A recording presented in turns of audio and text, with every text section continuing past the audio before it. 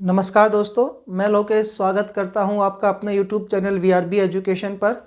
दोस्तों, जो अपन ने स्टार्ट किया हुआ है DSSB TGT संस्कृत के लिए, इसके अलावा RPSC सेकंड ग्रेड संस्कृत शिक्षा विभाग के लिए जो वैकेंसी आई हुई है या CTET का जो नोटिफिकेशन आया हुआ है उसमें जो संस्कृत के 15 क्वेश्चंस आएंगे, उसके लिए अपन ने व्याकरण का टॉपिक स्टार्ट किया हुआ है। उसी को दोस्तों सीरीज में मैंने स्टार्ट किया था सिलेबस बताते हुए। आपको पहला टॉपिक पढ़ा था हमने संज्ञा प्रकरणम। उस संज्ञा प्रकरणम की 5 वीडियोस आपको अपलोड की जा चुकी है। आप जरूर चैनल पर जाएं। पहले VRB एजुकेशन का जैसे आप यूट्यूब चैनल ओपन करोगे तो वहां पर आपको प्लेलिस्ट में जाना है और प्लेलिस्ट में जाकर के आप देखोगे कि आपके DSSB संस्कृत शिक्षा विभाग के लिए या CTET के लिए जो 15 नंबर की आएगी आपकी संस्कृत की व्याकरण, उसकी वीडियोस कंप्लीटली और कंटिन्यू आपको मिलेंगी। पहले वाले पॉइंट में हमने संज्ञा प्रकरणम के 5 वीडियोस डाले। इसके अलावा यदि आपको PDF चाहिए तो PDF भी आप ले सकते हैं। वो PDF आपको मिलेगी VRB एजुकेशन ऐप के ऊपर, जो आपको प्ले स्टोर पर जाना है और वहां पर जाकर के डाउनलोड करेंगे। डाउनलोड करके VRB एजुकेशन के ऐप को, उसके बाद दोस्तों आपको फ्री मटेरियल में आप जैसे आप जाओगे वहां पर तो फ्री मटेरियल में से दोस्तों आपको वो वीडियोस जो है, इसके अलावा वीडियोस भी मिलेंगी और जो PDF जो है वो भी आपको वहां पर मिल जाएंगी। आज दोस्तों हमने संज्ञा प्रकरणम कंप्लीट करने के बाद आज स्टार्ट करें संधि प्रकरणम। संधि प्रकरणम दोस्तों आज का टॉपिक है अपना संज्ञा प्रकरणम। इससे पहले वाली वीडियोस में अपलोड किया जा चुका है। आज है जी संधि प्रकरणम, यानी कि संधि क्या होती है और संधि में किन किन का प्रयोग होता है, ये सब कुछ हम इस टॉपिक में अच्छे से डिटेल वाइज जानेंगे। और संधि आप जानते हो 3 प्रकार की होती है, स्वर संधि, व्यंजन संधि और विसर्ग संधि। इनके बारे में जानेंगे। इसके अलावा संधि किस प्रकार से बनती है, इससे क्या क्या क्वेश्चन आपके पेपर में पूछे जाते हैं। स्टार्ट करते हैं जी संधि। दोस्तों एक इसके लिए सूत्र अलग से पढ़ेंगे, लेकिन परिभाषा से रिलेटेड एक सूत्र आता है वो देखिएगा। पहले तो ये देखते हैं संधि होती क्या है, संधि किससे मिलकर के बनती है। तो 2 शब्द हैं दोस्तों, एक है सम, एक है धी। अब इस सम का अर्थ होता है दोस्तों उचित प्रकार से। सम एक क्या है, उपसर्ग है, सम उपसर्ग है। और धी एक क्या होती है, धातु। धी है भाई इसमें धातु। सम का अर्थ होता है दोस्तों उचित प्रकार से, उचित प्रकार से। और धी एक धातु है जिसका अर्थ होता है मिलाना, उचित प्रकार से मिलाना। किसको मिलाना है उचित प्रकार से, तो भाई इसमें मिलाते हैं अपन वर्णों को।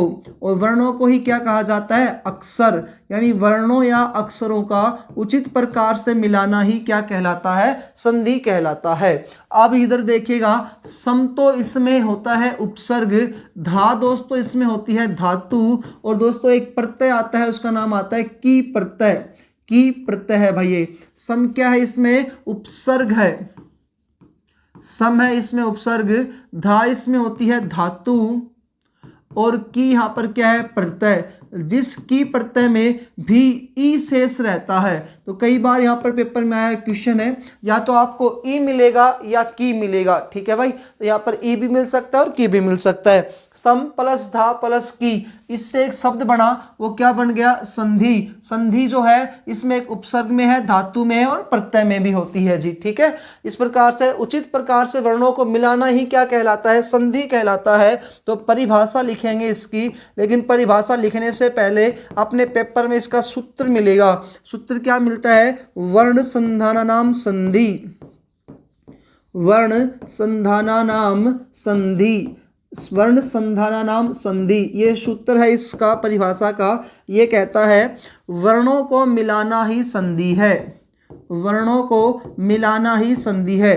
अब आप कहोगे सर ये वर्ण वर्ण क्या है, क्या वर्ण अक्षर कर रहे हो आप, तो उससे रिलेटेड जो वर्ण विचार टॉपिक था संज्ञा प्रकरणम का, वो आपको देखना पड़ेगा।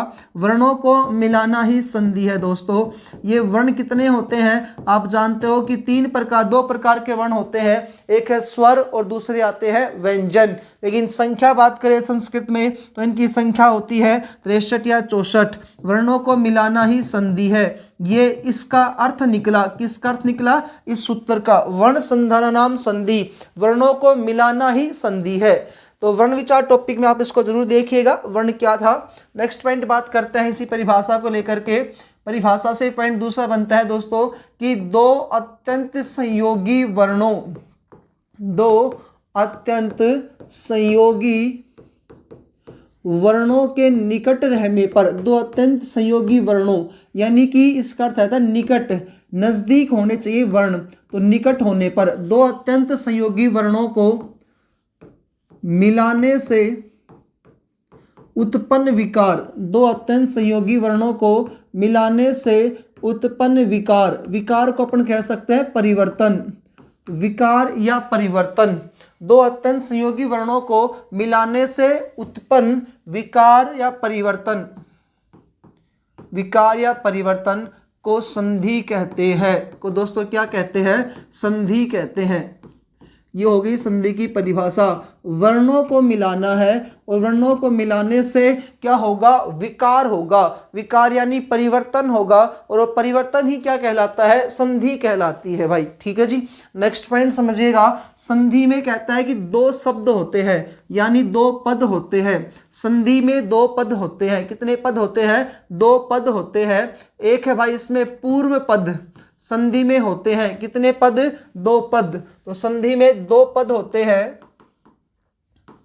संधि में पद, पद को अपन शब्द भी बोल सकते हैं। यहां पर संधि में पद या शब्द कितने होते हैं, तो दो होते हैं।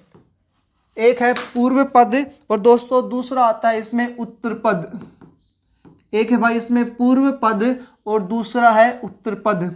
संधि होती है, नेक्स्ट पॉइंट देखिएगा, कह रहा है संधि होती है। संधि किस में होती है, यानी कि कौन से वर्ण में होती है, तो संधि होती है, उसके लिए क्या कह रहा है, पूर्व पद या शब्द, पूर्व पद या शब्द के अंतिम वर्ण में। ये पॉइंट यदि आप समझ गए तो आपको संधि में कोई दिक्कत नहीं आएगी। पूर्व शब्द के अंतिम वर्ण में संधि होती है और उत्तर पद या शब्द के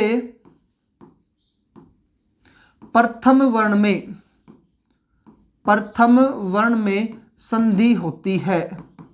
ठीक है जी, बिल्कुल कंफ्यूज दूर करते हुए चलेगा, अच्छे समझ में आएगा। दो अत्यंत संयोगी वर्णों को मिलाने से उत्पन्न विकार को क्या कहा जाता है, संधि कहा जाता है। संधि में कितने पद होते हैं, दो, पूर्व पद और उत्तर पद। संधि होती है पूर्व पद के अंतिम वर्ण में और उत्तर पद के कौन से वाले वर्ण में, प्रथम वर्ण में संधि होती है। नेक्स्ट पॉइंट समझिएगा, ये कह रहा है पूर्व पद और उत्तर पद क्या होते हैं। जैसे दोस्तों आपके सामने मैं एग्जाम्पल देता हूं, एक शब्द मैंने यहां पर लिखा लोक और एक शब्द मैंने यहां पर लिखा है भाई ईस। एक शब्द क्या लिखा है, लोक, और एक शब्द क्या लिखा है, ईस। ये दो शब्द है, ये यानी एक पूर्व पद है, तो ये पूर्व वाला पद है अपना, और ये कौन सा आ गया, ईस वाला उत्तर पद है भाई। ये वो पूर्व पद था, ये आपका उत्तर पद। अब किस में संधि करेंगे, किन वर्णों को मिलाएंगे दोस्तों। ये कै, जब मैंने आपको बताया था, जब व्यंजन वर्ण जो होता है ना, ये व्यंजन वर्ण स्वरों की सहायता से ही बोले जाते हैं, स्वरों की सहायता से ही बोले जाते हैं दोस्तों। इस कै में से हमने ए को निकाल लिया, कै में से क्या निकाला, ए, क्योंकि जब तक इसमें ए मिला है तभी कै पूरा है, नहीं तो कै क्या रहेगा, आधा रहेगा, तो हलंत लगा देंगे अपन। यहां पर आया दोस्तों ए, और यहां पर है इस, देखो ये पूर्व पद का अंतिम वर्ण, अंतिम वर्ण कै नहीं है, पूर्व पद का अंतिम वर्ण यहां पर क्या है, ए है। इसके अलावा बात करें इसका पूर्व वर्ण, उत्तर पद का पूर्व वर्ण क्या है, यहां पर ई। अब ये विकार किस में उत्पन्न हो रहा है, ए और ई, इन दोनों को मिलाने के बाद दोस्तों यहाँ पर ए बनेगा, तो यहाँ पर आपकी एक संधि का चेंज हो गया, यहाँ परिवर्तन हो गया। पहले वाले वर्ण और दूसरे वाले वर्ण, यानी कि पूर्व शब्द का, पूर्व पद का अंतिम वर्ण और उत्तर शब्द के पूर्व वर्ण, दोनों को मिलाने से, दोनों को दोस्तों क्या करने से, मिलाने से यहाँ पर विकार उत्पन्न हुआ या परिवर्तन हुआ, उसे ही अपन क्या कहते हैं, संधि कहते हैं। तो दो अत्यंत संयोगी वर्ण मिल गए, ए और ई निकट थे, इनको हमने मिलाकर के एक नया रूप दे दिया, तो ये क्या बन जाएगा, संधि। तो इसको ए और ई के अकॉर्डिंग अगर लिखना है अपने को, तो लोक शब्द एज इट इज है, ए इसमें मिलते ही कै पूरा हो गया, और ए और ई मिलकर के ए हो गए, और एक की मात्रा दोस्तों इस प्रकार से ऊपर आ जाती है, और क्या नाम आ जाता है, लोकेश। इस प्रकार से भाई तो संधि होती है पूर्व पद के अंतिम वर्ण में और उत्तर पद के प्रथम वर्ण में। विकार आप समझ चुके होंगे कि विकार क्या होता है, परिवर्तन क्या होता है। अब अगला पॉइंट कह रहा है कि संधि जो होती है ना, उसमें तीन प्रकार की स्थितियां बनती है। संधि में कितने प्रकार की स्थितियां बनती है दोस्तों, तीन प्रकार की स्थिति बनती है। संधि में तीन प्रकार की स्थिति बनती है, या आप कह सकते हो तीन प्रकार से परिवर्तन होता है। तीन प्रकार की स्थिति बनती है संधि में। तीन प्रकार की क्या बनती है? स्थिति बनती है। वो कौन कौन से है दोस्तों? एक अपन देखेगा, अभी मैंने आपको लिखा था कि अत्यंत संयोगी वर्णों को मिलाया तो एक नया वर्ण आ गया, यानी कि दो वर्णों को मिलाने पर एक नया वर्ण आ जाना। दो वर्णों को मिलाने से, दो वर्णों को मिलाने से एक नया वर्ण आ जाता है। एक नया वर्ण आ जाता है। ये पॉइंट समझते चलिएगा। तीन प्रकार की स्थिति आपको बताऊंगा। तीन प्रकार की स्थितियों में पहला पॉइंट कह रहा है दो वर्णों को मिलाने से एक नया वर्ण आ जाता है। जैसे एक शब्द लिखा है मैंने दोस्तों यहाँ पर राका, और एक शब्द लिखा ईस, तो राका और ईस, यहाँ पर क्या है? आ है, और दोस्तों यहाँ पर क्या आता है? ई। तो अंतिम वर्ण है इसका आ, और पूर्व उत्तर पद का प्रथम वर्ण आता है ई। अब आ और ई इन दोनों को मिलाया तो यहाँ पर क्या आ गया? ए आ गया। तो यहाँ पर क्या हो गया? अपना परिवर्तन हुआ। तो एक स्थिति तो बन गई अपने सामने ये कि दो वर्ण थे, इनको एक कर दिया। दो वर्ण थे आ और ई, इनको एक करके एक कर दिया भाई अपन ने। जैसे करके एग्जाम्पल और देख लेते हैं। जैसे करके देखिएगा, दूसरा एग्जाम्पल है। जैसे दोस्तों मैं लिखूं यहाँ पर सदा, और एक शब्द लिखूं एव, सदा प्लस एव। अब यहाँ पर अंतिम वर्ण है आ और इसका पूर्व वर्ण है ए। दो वर्ण है यहाँ पर, और दोनों वर्णों को जोड़ देंगे अपन, एक हो जाएगा। तो यहाँ पर क्या हो जाएगा भाई? यहाँ पर आ जाएगा आई, और कितनी मात्रा आ जाएंगी? एक वर्ण पर दो मात्रा आ जाएंगी। ये नियम में अपन पढ़ेंगे। तो शब्द क्या बनेगा? सदैव शब्द बनेगा यहाँ पर। तो कह रहा है पहला पॉइंट, संधि होने पर कितनी स्थितियां बनती है? तो तीन स्थितियां बनती है। पहली स्थिति आती है कि दो वर्णों के स्थान पर एक नया वर्ण आ जाता है। दूसरा पॉइंट समझिएगा, कह रहा है कि कहीं कहीं पर एक वर्ण का लोप हो जाता है। कहीं कहीं पर एक वर्ण का लोप हो जाता है। कहीं कहीं पर एक वर्ण का लोप हो जाता है।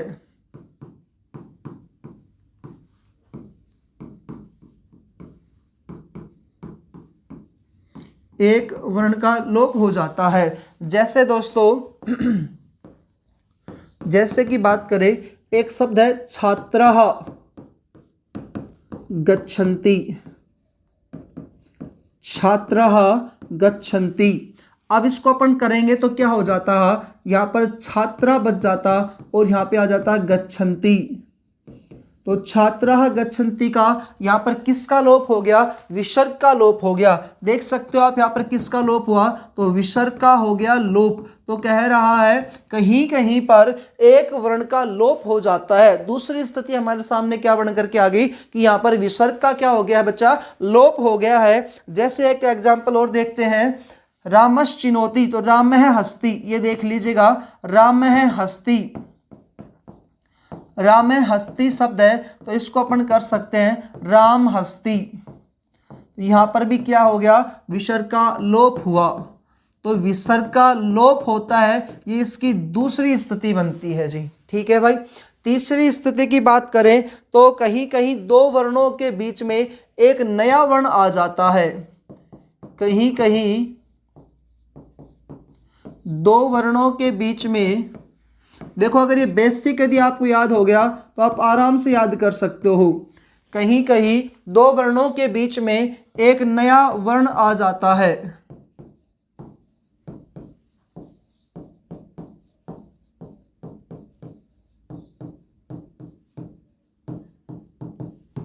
दो वर्णों के बीच में दोस्तों क्या आ जाता है? एक नया वर्ण आ जाता है। जैसे देखिएगा दोस्तों, यहां पर आपको दो वर्ण दिए जाएंगे, उनमें से एक नए आगम हो जाता है। जैसे चैक का आगम, तैक का आगम, ये सैक का आगम। तो ये आपको अच्छे से मैं टॉपिक पढ़ाऊंगा तब समझ में आ जाएगा।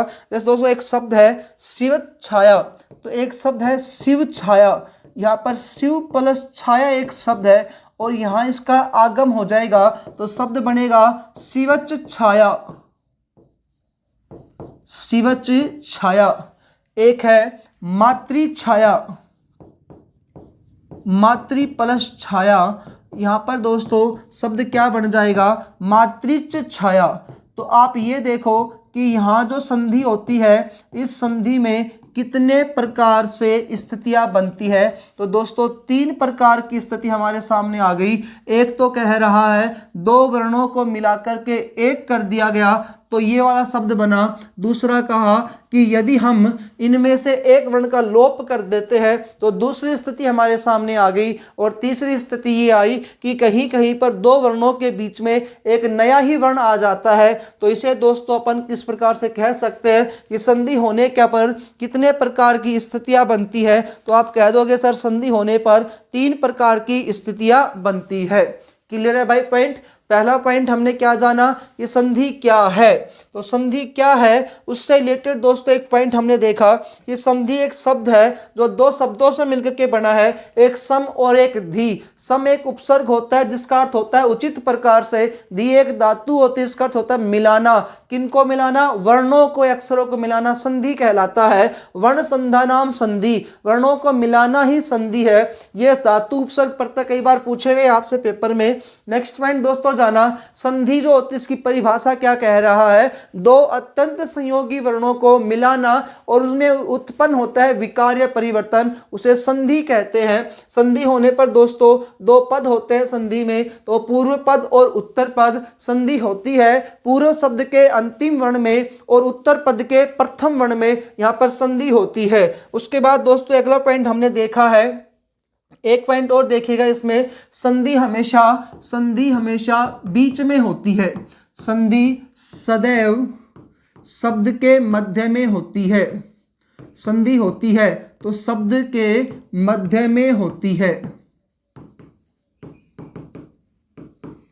संधि हमेशा शब्द के मध्य में होती है। संधि में 2 पद होते हैं, संधि हमेशा कैसे होती है, मध्य में होती है। यानी कि संधि को हमेशा किस में से तोड़ेंगे अपन, बीच में से तोड़ेंगे। दोस्तों बेसिक क्लियर होगा तभी पॉइंट आपको समझ में आएगा। नेक्स्ट पॉइंट कह रहा है कि ये संधि के तहत कितने प्रकार की स्थिति हमारे सामने बनकर के आई। तो दोस्तों 3 प्रकार की स्थिति सामने बनकर के आई है। पहला तो कह रहा है कि एक नया वर्ण आ गया 2 वर्णों को मिला करके, फिर कह रहा है एक वर्ण का लोप हो गया, और अगला पॉइंट कह रहा है कि इसके स्थान पर एक नए ही वर्ण का आगम हो गया। नेक्स्ट पॉइंट क्या कहता है वो है दोस्तों, ये नोट डाल करके वेरी वेरी इंपॉर्टेंट है, अनेकों बार पेपर में क्वेश्चन पूछा गया है। क्वेश्चन ये होता है संधि किस में होती है, संधि किस में होती है। तो यहाँ पर डैश ला के लिख देता हूं मैं, संधि होती है तो किस में होती है दोस्तों संधि। तो कह रहा है कि संधि सदैव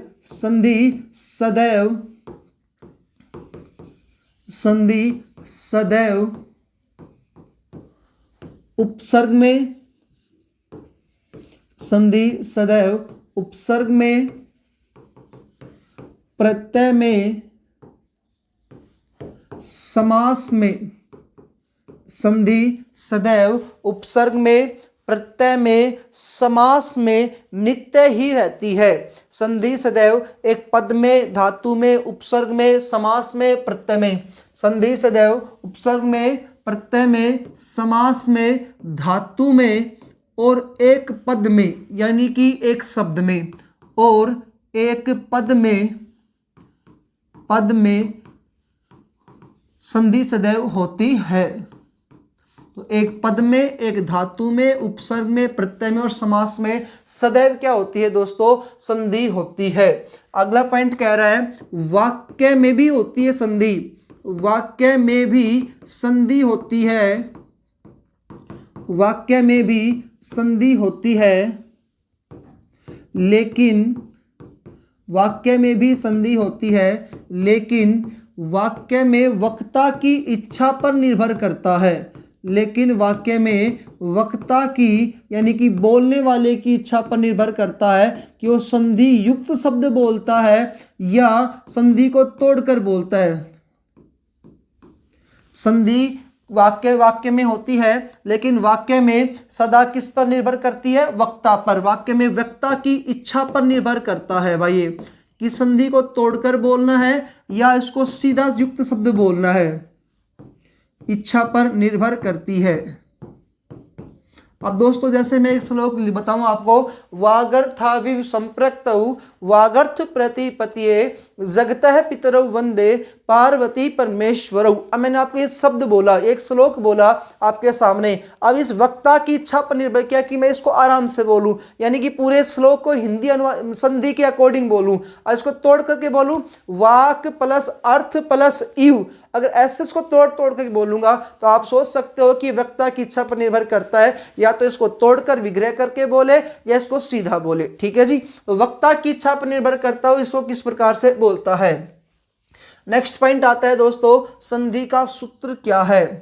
और मैंने आपको सूत्र टॉपिक पढ़ाया भी था संज्ञा प्रकरण टॉपिक में, और वो सूत्र आपके रियल में पेपर में बहुत ज्यादा पूछे जाते हैं, जरूर उस टॉपिक को देखिएगा। संधि का सूत्र होता है परः सन्निकर्षः संहिता। संधि का सूत्र क्या है भाई? परः सन्निकर्षः संहिता। संहिता होती है तो ऑप्शन आएगा संधि में होती है, समास में होती है, धातु में होती है, उपसर्ग में होती है। तो आपका आंसर बिल्कुल सही आएगा। उपसर्ग, प्रत्यय, समास, धातु और पद में सदैव संहिता होती है। संहिता ही किसे कहा जाता है? संधि को कहा जाता है। परः सन्निकर्षः संहिता, ये परः का अर्थ होता है दोस्तों बाद वाले वर्णों के, बाद वाले वर्णों के सन्निकर्ष है दोस्तों निकट होने पर, बाद वाले वर्णों के निकट होने पर संहिता होती है। दोस्तों संहिता का अर्थ क्या होता है? संधि होती है। तो ये संधि का क्या है भाई? सूत्र है, बाद वाले वर्णों के निकट होने पर संधि या संहिता होती है। यदि आपसे क्वेश्चन पूछ ले संहिता होती है तो संधि को ही दोस्तों क्या कहा जाता है? संहिता भी कहा जाता है। यानी संधि या संहिता उपसर्ग, समास, धातु, प्रत्यय और एक वाक्य में पद में बिल्कुल 101% होती है, लेकिन वाक्य में वक्ता की इच्छा पर निर्भर करता है। अगला पॉइंट देखते हैं दोस्तों, संधि के उपनाम। भाई ये जो पॉइंट आपको बता रहा हूं ये आपके बेसिक हैं, और बेसिक से रियल मानो तो एक या दो क्वेश्चन लगभग आपके पेपरों में आए हुए हैं। जैसे मैंने आपको पिछली बार बताया था कि आरपीएससी सेकंड ग्रेड के लिए संस्कृत शिक्षा विभाग की 631 पोस्ट पर जो वैकेंसीज आई हुई है उसमें जो अपना सिलेबस दे रखा है ना संस्कृत का, उसमें दोस्तों ये मान लो कि संज्ञा प्रकरण में से 10 क्वेश्चन आएंगे, तो वैसे ही 10 क्वेश्चन दोस्तों आपके संधि प्रकरण में से भी आएंगे। अब ये नहीं पता आपसे स्वर पूछे या व्यंजन पूछे, विसर्ग पूछे, या इसका बेसिक भी पूछ सकता है। ये क्वेश्चन इतनी बार रिपीट हुआ है इसका सूत्र का, ये क्वेश्चन इतनी बार रिपीट हुआ है कि संधि किस में होती है? उपसर्ग में होती है, प्रत्यय में होती है, धातु में होती है, समास में होती है, किस में होती है भाई? तो इस प्रकार से आप थोड़ा सा इनको पॉइंट टू पॉइंट समझते चलिएगा। संधि के उपनाम दोस्तों, संधि को अपन क्या कह सकते हैं? संहिता। ये अभी अभी हमने देखा है परः सन्निकर्षः संहिता। इसी को दोस्तों अपन कह सकते हैं योग। योग यानी जोड़ना। योग दोस्तों इसी का अन्य नाम आता है पर्व, इसी का अन्य नाम आता है भाई मिलाव, इसी का अन्य नाम आता है दोस्तों जोड़। तो योग, पर्व, मिलाव, जोड़ ये संधि के ही दोस्तों क्या होते हैं? उपनाम होते हैं। अब बात करते हैं संधि के भेदों को लेकर के।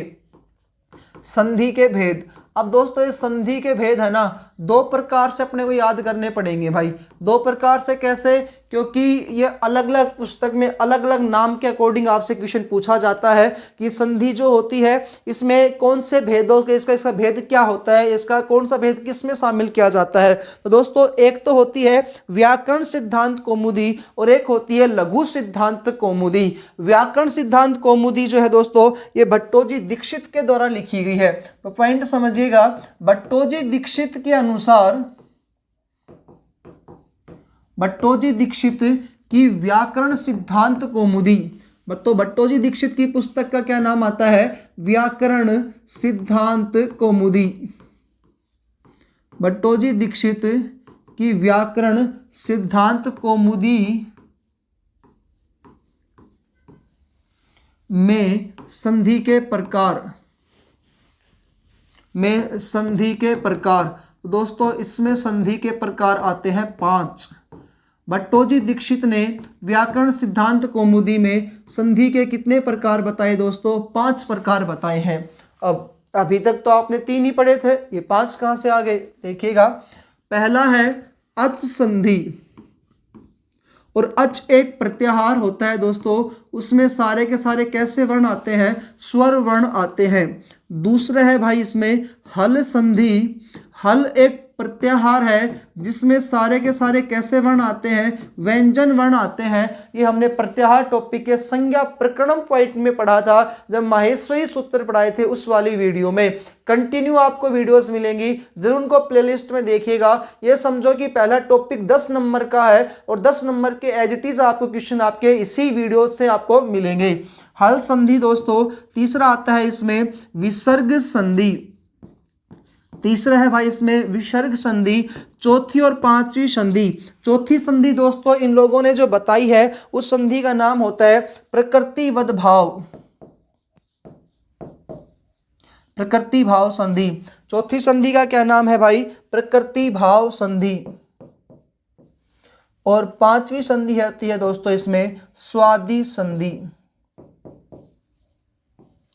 तो एक है अच संधि, दूसरी है भाई इसमें हल संधि, तीसरी आती है विसर्ग संधि, चौथी है प्रकृतिवद भाव या प्रकृति भाव, और पांचवी कौन सी आती है? स्वादि संधि। ये किसके अनुसार है? भट्टोजी दीक्षित के अनुसार है। व्याकरण सिद्धांत कौमुदी में ऐसी 5 संधि के प्रकार बताए गए हैं, लेकिन लघु सिद्धांत कौमुदी में संधि के कितने भेद होते हैं? तो दूसरा मैंने आपको अभी बताया था, हमें संधि के भेद 2 पुस्तकों के अकॉर्डिंग पूछे जाते हैं और दोनों ही अपने इंपॉर्टेंट है।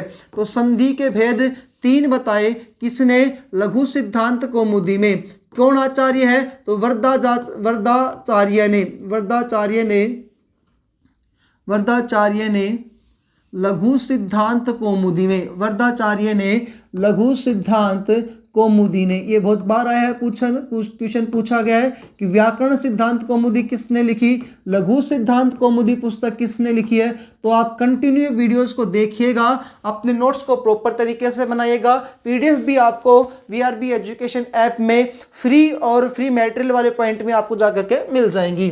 वर्धाचार्य ने लघु सिद्धांत कौमुदी में संधि के प्रकार वहां पर 5 थे, और दोस्तों यहां पर संधि के प्रकार इन्होंने कितने बता दिए? तो 3 इसका सही आंसर आएगा। वर्धाचार्य ने इसके प्रकार बताए हैं भाई 3, और वो 3 कौन कौन से हैं? तो इन्होंने कहा पहली संधि होती है अच संधि। पहली कौन सी है भाई इसमें? अच संधि। अच संधि को ही क्या नाम आता है? स्वर संधि। और दोस्तों इसी संधि में इन्होंने प्रकृति भाव संधि को या प्रकृतिवद भाव संधि को भी शामिल कर लिया है। प्रकृति भाव संधि को इसी में शामिल कर लिया है। तो उन्होंने तो अलग अलग किया और इन्होंने क्या कर दिया? दोनों संधि को एक ही अच संधि में इन्होंने कन्वर्ट कर दिया। दूसरी संधि आती है दोस्तों इसमें हल संधि, और आप जानते हो हल एक प्रत्याहार है जिसके अंतर्गत सारे के सारे व्यंजन वर्ण आते हैं। तीसरी संधि होती है भाई इसमें विसर्ग संधि, और लघु सिद्धांत कौमुदी में विसर्ग संधि प्लस स्वादि संधि, इन दोनों को एक ही किया गया है। तो स्वादि संधि आए, विसर्ग संधि दोनों अगर एक साथ आती है तो ये किसके अनुसार है? लघु सिद्धांत कौमुदी में वर्धाचार्य के अनुसार है। जबकि भट्टोजी दीक्षित के अनुसार दोस्तों यदि आपसे पूछता है तो फिर आपको क्या करना पड़ेगा? व्याकरण सिद्धांत कौमुदी में संधि के 5 प्रकार होते हैं। इस प्रकार से अपन कंटिन्यूटी लेते हुए टॉपिक को कंप्लीट करेंगे। अगला आता है दोस्तों ये संधि के जो भेद है, इनसे रिलेटेड कुछ नॉर्मल जानकारी अपन देखते हैं। दोस्तों अच एक प्रत्याहार होता है। अच एक क्या है? प्रत्याहार है। इसमें सारे के सारे कैसे वर्ण आते हैं? स्वर वर्ण है भाई। अच एक प्रत्याहार है जिसमें सभी स्वर वर्ण आते हैं, जिसमें सभी स्वर वर्ण आते हैं, स्वर वर्ण आते हैं जी। अब दोस्तों ये इसलिए बता रहा हूं क्योंकि अच एक प्रत्याहार है, इसमें सारे के साथ जो स्वर वर्ण आते हैं ना, इस अच संधि को अपन फिर से 5 भागों में विभाजित करेंगे। तो इसके प्रकार कितने आएंगे? 5। अभी तक तो हम संधि के 5 भेद बता रहे थे, अब किसके भेद बता रहा हूं आपको मैं? अच संधि के 5 भेद। अच संधि के 5 प्रकार होते हैं। पहला आता है दोस्तों दीर्घ संधि, और दीर्घ संधि का सूत्र होता है, तो इस साइड में संधि लिख देता हूं और इस साइड इसके आ जाएंगे सूत्र। पॉइंट टू पॉइंट चलेंगे अपने इस टॉपिक को लेकर के, ताकि आपके जितने भी डाउट्स हो सारे के सारे इस टॉपिक से क्लियर हो जाए। संधि, और दोस्तों दूसरा आता है इसका पॉइंट सूत्र। संधि है पहली, उसका नाम है भाई अकह सवर्ण दीर्घ है, तो दीर्घ संधि, और इसका सूत्र क्या होता है? अकह सवर्ण दीर्घ है। इसमें अक एक प्रत्याहार होता है दोस्तों, वो कहता है कि अक के बाद अगर समान वर्ण आते हैं तो इसका दीर्घ आदेश हो जाता है, ये दीर्घ संधि है भाई। ये प्रत्याहार बहुत बार बोल रहा हूं, अच, हल, अक, इक, ये सारे प्रत्याहारों में शामिल होते हैं। अब कई बच्चे इस डाउट में होंगे प्रत्याहार क्या होते हैं? दोस्तों वर्णों को छोटा करना प्रत्याहार कहलाता है, और इससे रिलेटेड मैंने आपको सब कुछ पहले वाले संज्ञा प्रकरण टॉपिक में बताया है, जिसकी 5 वीडियोस हैं। प्ले लिस्ट में कंटिन्यू आपको वीडियोस मिलेंगी। हाथ जोड़कर रिक्वेस्ट करता हूं कि पहले आप उन वीडियो को देखो, ताकि आपका जितना भी कंफ्यूजन है वहां से दूर होता चले। दूसरी बात करते हैं दोस्तों दीर्घ संधि के बाद गुण संधि, और गुण संधि का जो दोस्तों सूत्र आता है वो है अदेंग गुण है। अत प्लस एंग च गुण संज्ञा सात, अदेंग गुण है। या फिर दोस्तों इसी को अपने सूत्र के अकॉर्डिंग और पढ़ेंगे, उसका नाम आता है आद गुण। ए आ तय, ए आ प्लस तय, तो इस प्रकार से आद गुण आता है दोस्तों इसका सूत्र। नेक्स्ट पॉइंट बात करते हैं, गुण के बाद अपन पढ़ेंगे वृद्धि संधि। अच प्रत्याहार के अंतर्गत आता है, 3-5 पॉइंट है ये। वृद्धि संधि का सूत्र आता है वृद्धि रेची। लघु सिद्धांत कौमुदी में या कितने प्रकार माने हैं इनके? तो 3 प्रकार माने हैं इसने। किसने? वरदाचार्य ने। स्वर संधि, व्यंजन संधि, विषयक संधि। स्टार्ट किया अपन ने अच संधि को लेकर के। अच संधि के कितने प्रकार होते हैं? 5 प्रकार होते हैं। और अच संधि जो होती है इसका एक आता है वृद्धि संधि, वृद्धि रेची, या दोस्तों एक सूत्र इसमें अपन पढ़ेंगे वृद्धि रादैच। इसके अलावा वृद्धि के 7 सूत्र आते हैं, उन सारे सूत्रों को भी पढ़ेंगे। देखो आपके पेपर में आप बड़ी तैयारी कर रहे हो, तो ये नहीं कि सिर्फ वृद्धि संधि के 4-5 नियम पढ़े और याद हो गए। इसके पूरे नियम कंटिन्यूटी दे करके अपन पढ़ेंगे एग्जाम्पल्स के साथ। एक पॉइंट और समझिएगा, ये जो वृद्धि रेची है ना, ये पाणिनि के द्वारा लिखी गई जो अष्टाध्यायी पुस्तक थी उसमें लिखा गया सबसे पहला जो श्लोक आता है, सबसे पहला जो सूत्र आता है वो कौन सा आता है? वृद्धि रेची है। तो वृद्धि रेची पाणिनि के अष्टाध्यायी पुस्तक में लिखा हुआ सबसे पहला क्या है? सूत्र है। बहुत बार पेपर में है क्वेश्चन भी। चौथी संधि आती है दोस्तों यण संधि। यण संधि का सूत्र आता है इको यणची। इको यणची, ये है भाई यण संधि का सूत्र। और 5वां दोस्तों एक संधि आती है, उसका नाम आता है अयादि संधि। अयादि संधि का सूत्र है एचो अय वायावह। एचो अय वायावह, ये किसका सूत्र है? तो ये सूत्र आता है अयादि का। इस प्रकार से आप समझिएगा कि संधि जो होती है 3 प्रकार की होती है, लेकिन हमने स्टार्ट की पहले अच संधि को लेकर के। तो अच एक प्रत्याहार होता है जिसके अंतर्गत सारे के सारे कैसे वर्ण आते हैं दोस्तों? स्वर वर्ण आते हैं। और इन स्वर वर्णों से रिलेटेड 5 प्रकार की अच संधि होती है। वो 5 प्रकार की संधि कौन कौन सी आ गई? दीर्घ, गुण, वृद्धि, यण, अयादि। ये इनके सूत्र है, ये आपसे पेपर में पूछे जाते हैं। अब छोटा सा इनका एक पॉइंट बता देता हूं, दीर्घ संधि की पहचान कैसे करेंगे हम। तो दोस्तों पहचान किस प्रकार से याद रखना है आपको? पहचान अगला पॉइंट डालते हैं। दीर्घ संधि की पहचान करने के लिए हमको देखना पड़ेगा शब्द के मध्य में। हर जगह आपको क्या देखना है? शब्द के मध्य में, क्योंकि संधि हमेशा कहाँ से टूटती है? शब्द के बीच में से होती है। शब्द के मध्य में बड़ा आ, बड़ी ई, बड़ा ऊ और दोस्तों बड़ी रिक की मात्रा मिलेगी आपको। तो बड़ा आ, बड़ी ई, बड़ा ऊ और बड़ा रिक की मात्रा आए तो कौन सी संधि होती है दोस्तों? दीर्घ संधि होती है। बात करें गुण संधि को लेकर के, यदि आपके शब्द के बीच में एक मात्रा आए, और वो मात्रा किसकी होनी चाहिए? एक की। अगर दोस्तों मिले आपको ओ, एक मात्रा आए, किसकी आए? ओ की। तो ये कौन सी संधि होती है? तो दोस्तों ये संधि होती है आपकी गुण संधि, यानी कि शब्द के मध्य में एक मात्रा आनी चाहिए, ए और ओ की। अगला देखते हैं वृद्धि संधि को लेकर के। तो दोस्तों अगर शब्द के मध्य में दो मात्रा आ जाए, किसकी? एक की, और दोस्तों एक आ जाए ओ की, तो यहाँ पर कौन सी संधि हो जाएगी? यहाँ पर संधि हो जाएगी आपके सामने वृद्धि संधि। थोड़ा सा ध्यान से पॉइंट समझिएगा। यदि एक मात्रा आए तो गुण संधि, दो मात्राएं आए तो वृद्धि संधि होती है। अगला आता है यण संधि। ये कह रहा है यदि शब्द के बीच में, शब्द के मध्य में, वही पॉइंट है, शब्द के मध्य में, और दूसरा कहता है यह और वह, यह और वह से पहले दोस्तों आपको क्या मिलेगा? आधा अक्षर मिलेगा। यह और वह से पहले आपको क्या मिलेगा? आधा एक वर्ण मिलता है। तो दोस्तों यहाँ पर कौन सी संधि होती है? यण संधि होती है। ये आप पहले पहचान समझिएगा। यह और वह से पहले दोस्तों अगर यदि आपको आधा वर्ण मिलता है तो यहाँ पर कौन सी संधि होती है? यण संधि होती है। और फिर हम यह का कर देते हैं ई, चाहे छोटी आए चाहे बड़ी आए, यानी कि यहाँ पर अपन चाहे छोटी की मात्रा लगाए या बड़ी की मात्रा, वो शब्द के अकॉर्डिंग देखेंगे सार्थक शब्दों में। इसके अलावा वह का दोस्तों यहाँ पर हो जाता है ऊ, और ऊ या बड़ा ऊ, छोटा ऊ आए चाहे बड़ा ऊ आए, ये अपन देखेंगे उस पॉइंट में सार्थक शब्दों के अकॉर्डिंग। तो इस प्रकार से यदि आपको मिले तो यण संधि होगी, यह और वह से पहले आधा अक्षर मिलता है तो। लेकिन दोस्तों यदि आपको यह और वह से पहले ए या आ मिल जाए, क्या मिले? ए या आ, तो यहाँ पर कौन सी संधि हो जाएगी भाई? यहाँ पर हो जाएगी आपकी अयाधी संधि। यहाँ पर होगी भाई आपकी अयाधी संधि।